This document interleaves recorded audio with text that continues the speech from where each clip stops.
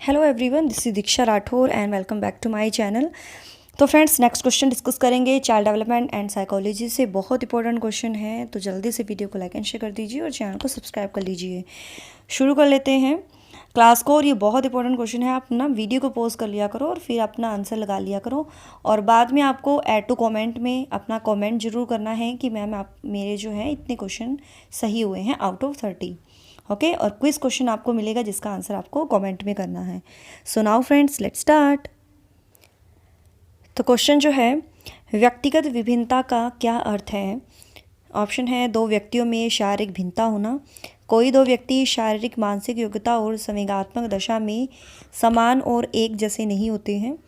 कोई दो व्यक्ति शारीरिक मानसिक योग्यता में समान और एक जैसे होते हैं, या उपरोक्त में से कोई नहीं। तो देखिए, व्यक्तिगत भिन्नता का क्या अर्थ है? इंडिविजुअल डिफरेंसेस का आप सभी को पता है कि कोई भी इंसान एक जैसा नहीं होता है ना। सभी के इंटरेस्ट अलग होते हैं, सभी की मेंटल कैपेबिलिटी अलग होती है, फिजिकल स्ट्रक्चर अलग होता है ना। इमोशनली जो है सभी में चेंजेस होते हैं, डिफरेंस होते हैं। तो दोनों सेम नहीं होते हैं, एक जैसे नहीं होते हैं। तो आंसर यहाँ पर हमारा एग्जैक्ट आंसर सही हो जाएगा, बी आंसर। ठीक है, बी आंसर बिल्कुल सही है। पावलोव ने सीखने के अनुबंधन प्रतिक्रिया सिद्धांत का प्रतिपादन किस पर प्रयोग करके किया था? खरगोश, चूहे, कुत्ते या बंदर? पावलोव ने शास्त्रीय अनुबंधन सिद्धांत दिया था और इन्होंने प्रयोग किया था कुत्ते पर। क्लियर? सी आंसर बिल्कुल सही है। शिक्षा का समान अवसर का अर्थ है, एक बालक की जाति, रंग, क्षेत्र और धर्म को आधार न मानते हुए समान शिक्षा मिलनी चाहिए। एक बालक को समान शिक्षा प्राप्त होने के बाद अपनी क्षमताओं को साबित करने के अवसर मिलने चाहिए। एक बालक को बिना किसी भेदभाव के समान विधियों और सामग्री का उपयोग करके पढ़ाना चाहिए, या एक बच्चे को ऐसी शिक्षा प्रदान करनी चाहिए जो उसके भावी व्यावसायिक जीवन के लिए सबसे उपयुक्त हो। तो शिक्षा का समान अवसर का क्या अर्थ है? मतलब सेम जो है अपॉर्चुनिटी जो है उसको मिलनी चाहिए। तो हम किसी भी बच्चे की, कोई भी जाति है या कलर डिस्क्रिमिनेशन किसी भी एरिया से है, रिलीजियस को हम आधार न मानते हुए हम उनको शिक्षा जो है सेम शिक्षा प्रोवाइड कराएंगे, सेम अपॉर्चुनिटी उनको देंगे। तो इट मीन्स आंसर सही हो जाएगा फर्स्ट आंसर। हार्वर्ड गार्डनर का बुद्धि का सिद्धांत किस पर बल देता है? हार्वर्ड गार्डनर ने बहुबुद्धि का सिद्धांत दिया था। शिक्षार्थियों में अनुबंधित कौशलों, सामान्य बुद्धि, विद्यालयों में आवश्यक समान योग्यताओं या प्रत्येक व्यक्ति की विलक्षण योग्यताओं? तो आंसर क्या सही होगा? आप वीडियो को ना पॉज कर लिया करो, और मेरा पर्सनल चैनल भी है स्टडी विद दीक्षा राठौर, वो भी आप सब्सक्राइब कर लीजिएगा। तो आंसर सही हो जाएगा यहाँ पर प्रत्येक व्यक्ति की विलक्षण योग्यताओं। डी आंसर राइट है।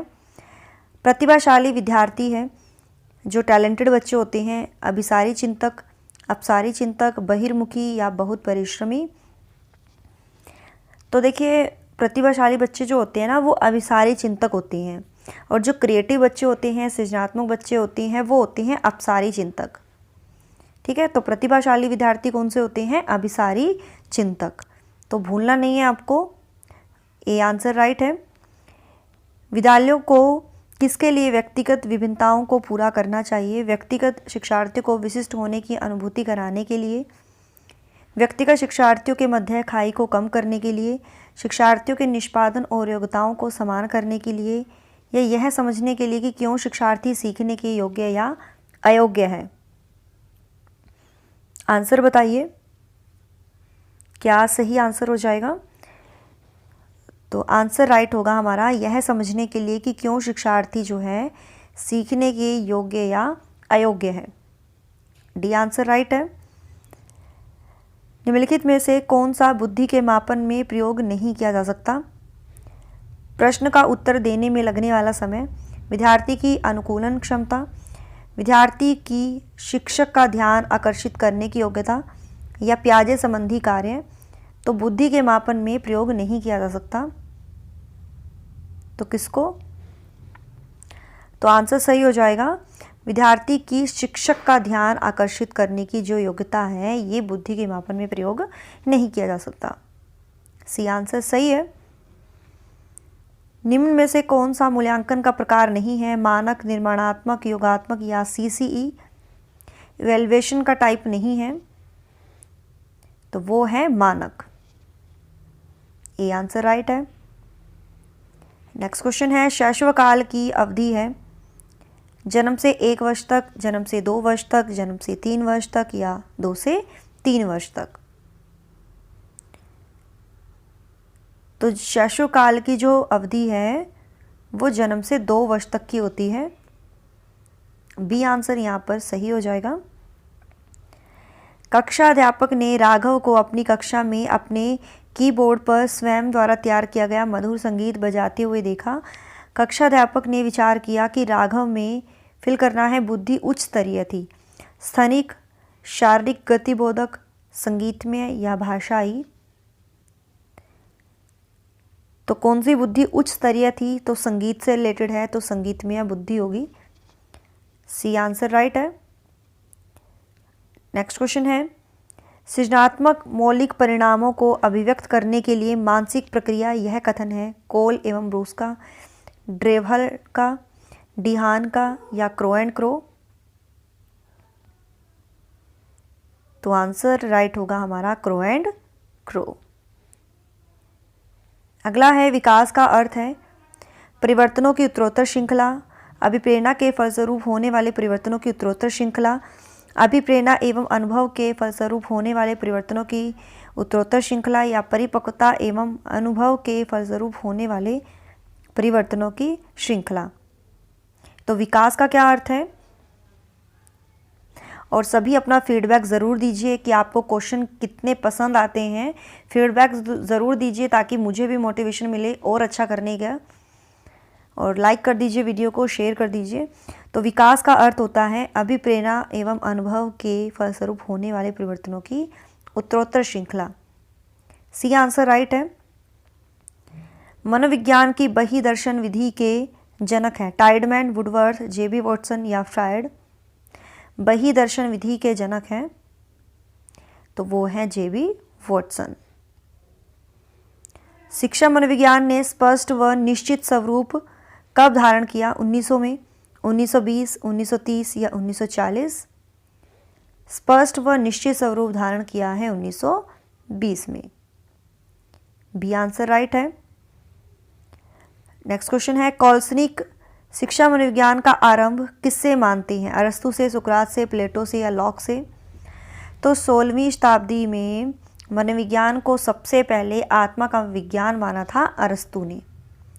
ठीक है, तो अरस्तु से ही माना जाता है मनोविज्ञान का आरंभ।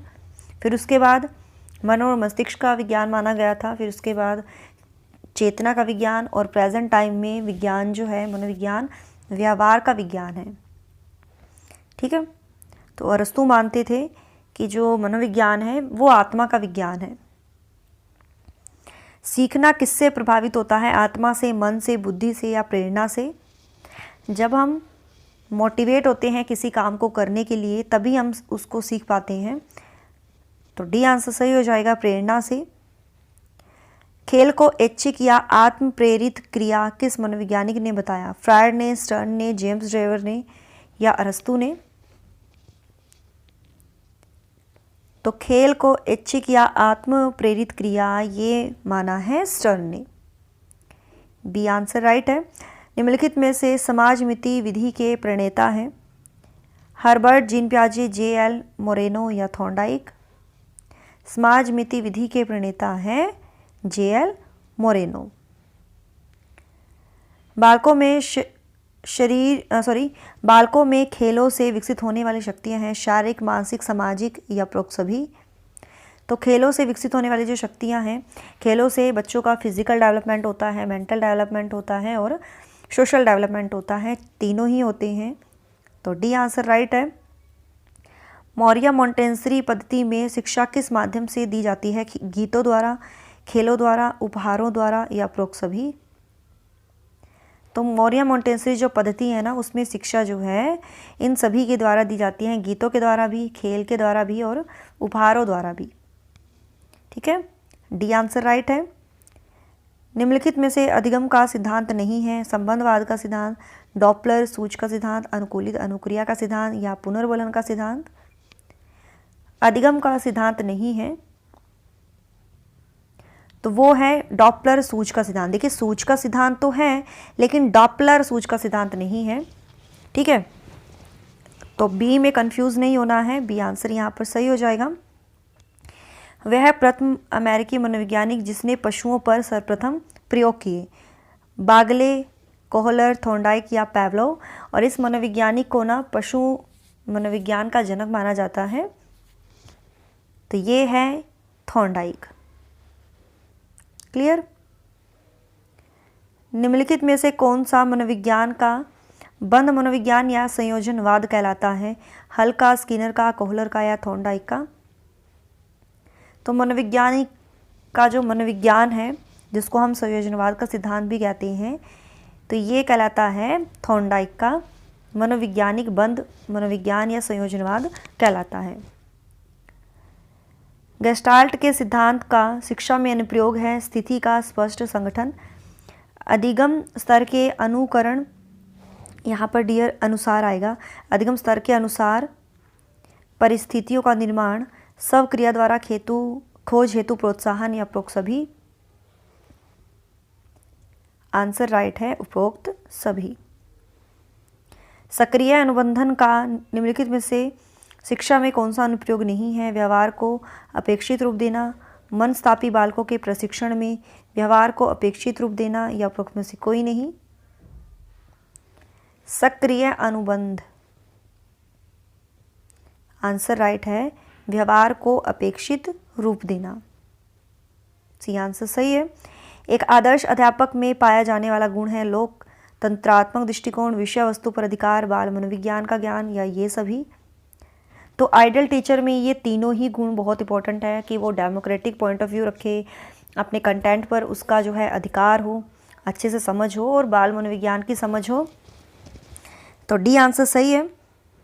चिंतन संज्ञानात्मक पक्ष में एक मानसिक क्रिया है, यह कथन किसका है? डीवी का, गिलफर्ड का, क्रूज का या रॉस का? आंसर यहाँ पर सही हो जाएगा रॉस का। डी आंसर यहाँ पर हमारा बिल्कुल सही है। नेक्स्ट क्वेश्चन है, यह आवश्यक नहीं है कि उच्च बुद्धि लब्धि वाले बच्चे डैश में भी उच्च होंगे। सृजनशीलता, अच्छे अंक प्राप्त करना, विश्लेषण करना या अध्ययन? 239 में आंसर सही हो जाएगा, वो है सृजनशीलता, ए आंसर सही है। नेक्स्ट क्वेश्चन है, अहम निर्देशित होता है सुख के सिद्धांत द्वारा, वास्तविकता सिद्धांत द्वारा, आदर्शवादी सिद्धांत द्वारा या सामान्य सिद्धांत द्वारा? तो अहम निर्देशित होता है वास्तविक सिद्धांत द्वारा, बी आंसर सही है। तो डियर यही आज के हमारे बहुत इंपॉर्टेंट क्वेश्चन थे। आपके कितने सही हुए हैं कमेंट में बताइएगा, ठीक है। ये मेरा व्हाट्सअप नंबर है, कुछ भी पूछना है आप यहाँ पर मुझसे कांटेक्ट कर सकते हो 8295024375 पर, ठीक है। तो आपको ज़रूर बताना है कि कितने क्वेश्चन आपके आउट ऑफ 30 हुए हैं। और आज का जो क्विज़ का क्वेश्चन है वो मैं यहाँ एक बार लिख देती हूँ। आपको बताना है, क्विज़ ऑफ द डे है ये, कि भाई किस अवस्था में, ठीक है, किस अवस्था में बच्चों में, है ना, बच्चों में किस अवस्था में बच्चों में नकारात्मक जो है दृष्टिकोण पैदा होता है, यानी नकारात्मक सोच विकसित होती है। नकारात्मक सोच, किस अवस्था में बच्चा जो है नेगेटिव थिंकिंग रखता है, नेगेटिव सोच उसमें उत्पन्न होती है। तो इसका आंसर आपको कमेंट में बताना है, लिखना है क्विज आंसर। प्लीज़ आपको ऐसे कमेंट नहीं करना है, लिखना है क्विज आंसर और फिर आपको आंसर अपना बताना है कि आपका आंसर क्या सही है। ओके, तो मिलते हैं नेक्स्ट वीडियो में नेक्स्ट अच्छे अच्छे क्वेश्चंस को लेकर, जो आपके बहुत इंपॉर्टेंट होते हैं आपके लिए, जो एग्ज़ाम आपके आ रहे हैं, सीटेट, यूपीटेट, रीट, सभी के लिए इंपॉर्टेंट होते हैं। तो ज़्यादा से ज़्यादा मोटिवेट कीजिए, फीडबैक दीजिए। So thanks for watching my videos, do like, share and subscribe my YouTube channel. Till then bye bye, रब राखा, जय भोलेनाथ।